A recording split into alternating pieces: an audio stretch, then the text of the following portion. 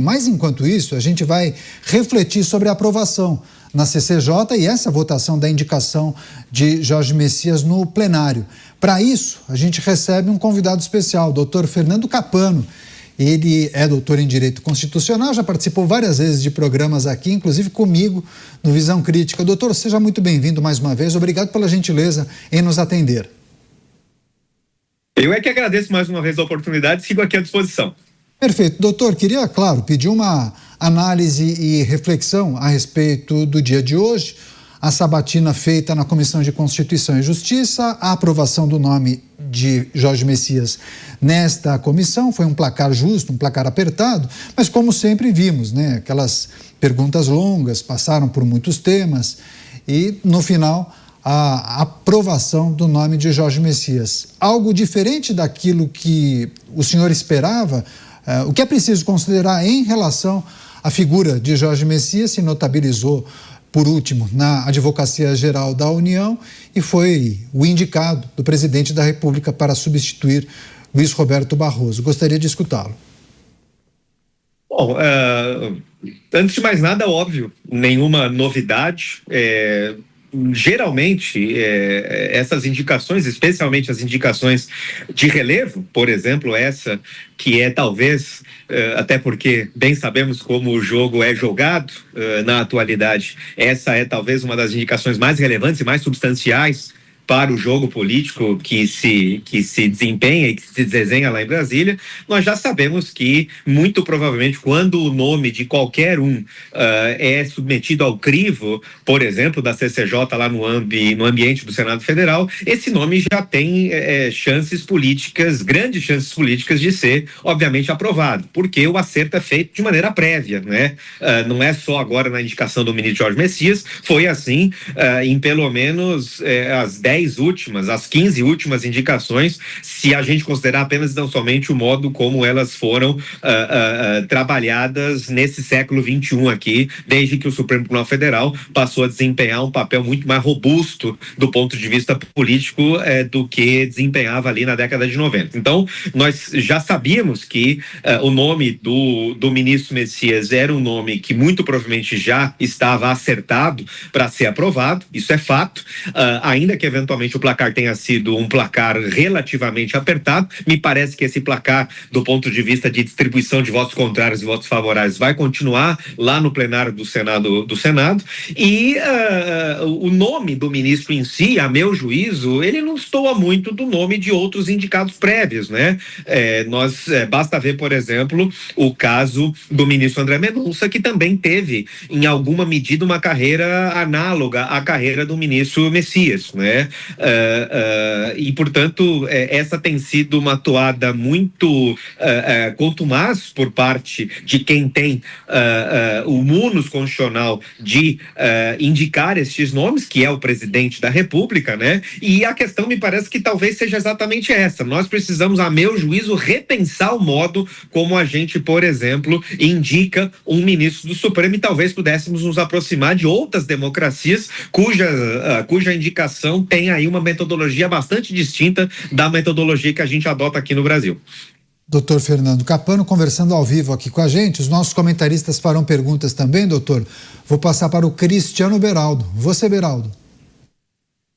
Doutor Fernando, boa noite.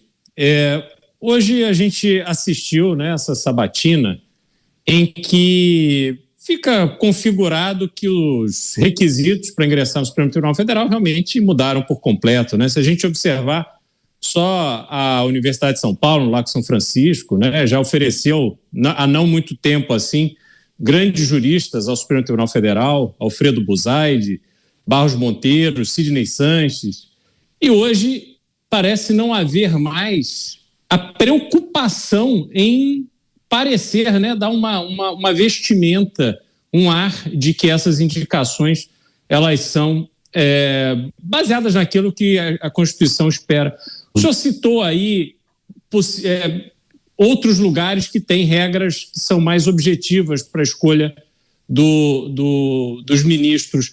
Como é que o senhor acredita, quais dessas regras, o que o senhor acredita que poderia ser feito no Brasil de fato, de forma efetiva, para a gente alterar essa realidade? Pois é, agradeço a ponderação porque ela é bastante pertinente, de fato.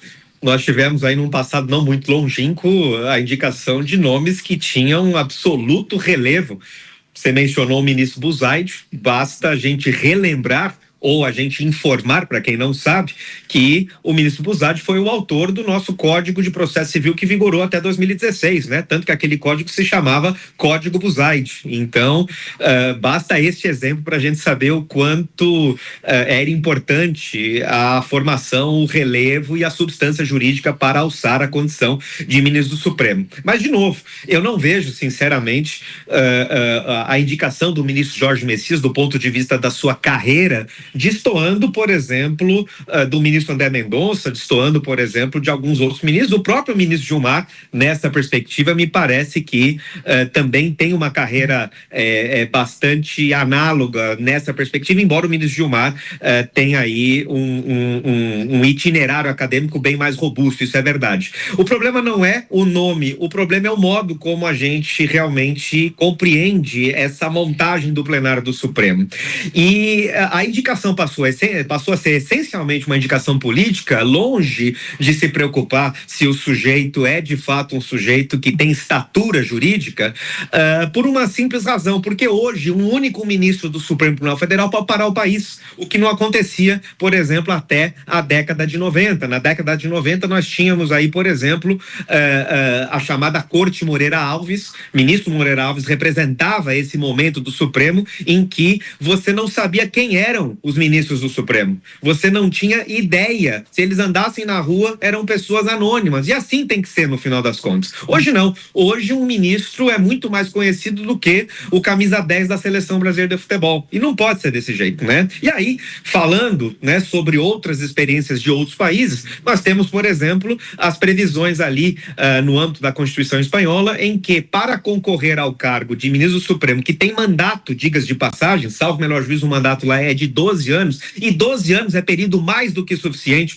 para que a pessoa possa contribuir de maneira muito elevada e muito honrosa, né, para a construção de um ordenamento jurídico no país a partir da interpretação das normas constitucionais. Lá nós temos diversas possibilidades em que diversas outras entidades, institutos, órgãos e estruturas institucionais carregam os seus nomes para que esses nomes possam ser escolhidos. Então, é uma série de pessoas, não tem uma única pessoa, um único agente do sistema que tem a prerrogativa de fazer essa indicação, como é o caso aqui do sistema brasileiro. E nós também precisaríamos necessariamente repensar o Supremo a partir da cláusula de reserva de plenário, que é o artigo 97 da Constituição. Nós não podemos ter mais um único ministro, com todo respeito.